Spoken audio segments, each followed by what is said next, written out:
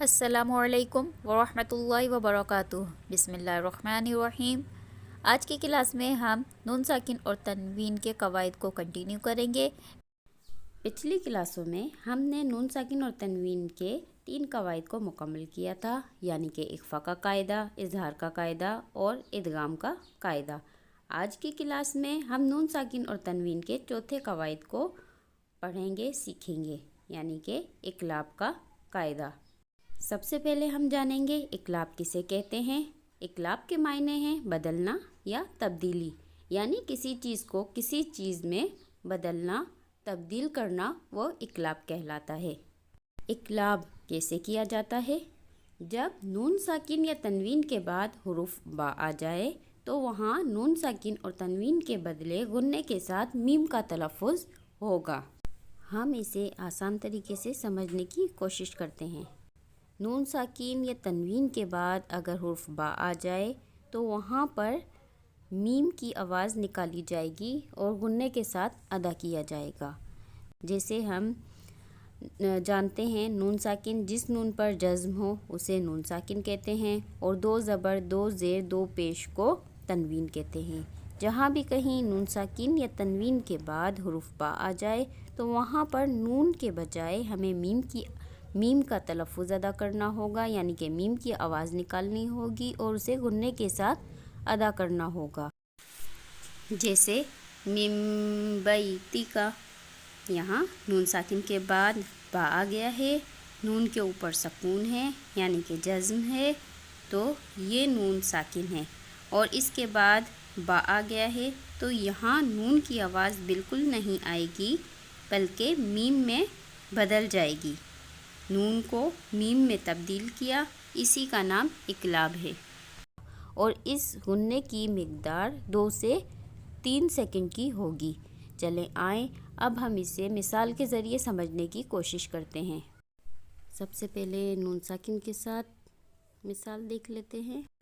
مم بعدی، جیسے کہ نون ساکن کے بعد حرف با آ رہا ہے تو ہم یہاں پہ من کی بجائے میم کی آواز نکالیں گے اور غنّے کے ساتھ ادا کریں گے۔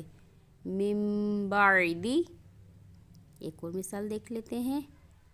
مم بخیلا، یہاں بھی نون ساکن کے بعد حرف با آ رہا ہے تو ہم نون ساکن کو میم کی آواز میں تبدیل کر دیں گے، مم بخیلا۔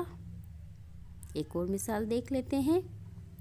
بذنبہم، بذنبہم، نون ساکن کے بعد حرف با آ رہا ہے تو یہاں بھی ہم نون کی آواز کو تبدیل کر دیں گے میم کی آواز میں، بذنبہم۔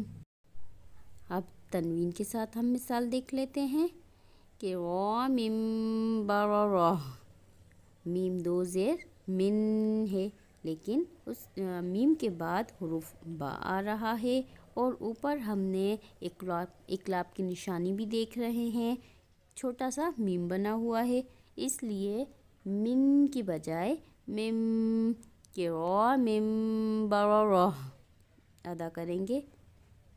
ایک اور مثال دیکھ لیتے ہیں۔ سمیع بصیر، سمیع بصیر، تنوین ہے، عین 2 پیش عن، لیکن عین کے بعد حرف با آ رہا ہے یعنی کہ اقلاب ہو رہا ہے، اس لیے یہاں پر تنوین کی آواز کے بجائے ہم میم کی آواز نکالیں گے، سمیع بصیر۔ ایک اور مثال دیکھ لیتے ہیں۔ حل بہذا، تنوین ہے، تنوین کے بعد حرف با آ رہا ہے یعنی کہ اقلاب ہو رہا ہے، یہ اقلاب کا قاعدہ ہے۔ یہاں پہ تنوین کے بعد با آ رہا ہے تو ہم یہاں پہ تنوین کی آواز کو میم میں تبدیل کر رہے ہیں، حل بہذا۔ ہم نے نون کو میم میں تبدیل کیا، اسی کا نام اقلاب ہے۔ مجھے امید ہے آپ لوگوں کو اقلاب کے بارے میں سمجھ میں آ گیا ہوگا کہ اقلاب ہم किसे कहते हैं और इकलाब को कैसे किया जाता है। अगर फिर भी आपको कोई बात समझ में नहीं आई हो तो कमेंट बॉक्स में कमेंट करके मुझसे मालूम कर सकते हैं। इसके साथ ही मुझे इजाज़त दीजिए, दुआ में याद रखिएगा। अल्लाह हाफिज़।